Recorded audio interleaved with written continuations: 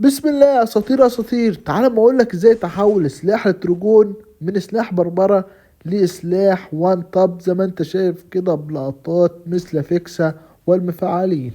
زي ما شفنا كده يا جدعان، هحول لك سلاح التروجون من سلاح بربرة زي ما هو قدامك كده لسلاح وان توب، وتجيب بيه هدات مثل المفعلين مثل فيكسا ووايت وي. جميع اللعيبة اللي انت بتشوفهم بيعملوا لقطات بالتروجون.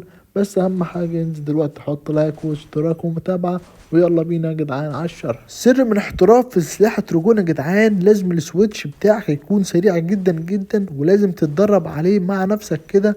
تحاول تضرب طلقة وتغير على طول، لازم يكون السويتش بتاعك عالي عشان التروجون يكون معاك جبار. تعالى بقى نشوف اللقطات اللي عملناها بالتروجون بعد ما اتدربنا مع نفسنا، وزي ما انت شايف كده الاي متحسن معايا جدا جدا وبقى كله بالاحمر. تعالى نخش نجربه في التدريبات.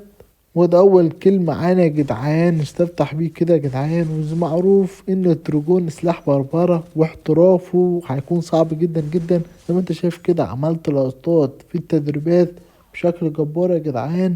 وكمان لازم تعمل الحساسية اللي قدامك دي عشان التروجون معاك يرفع ويضرب في الدماغ. زي ما انت شايف كده الاعدادات: العام 172 واللي تحتها صفر، وعدسة 200، وعدسة 400، والقناصة صفر، وزرار الكاميرا هتخليه 200 برضو. وبس كده يا جدعان، سلامات.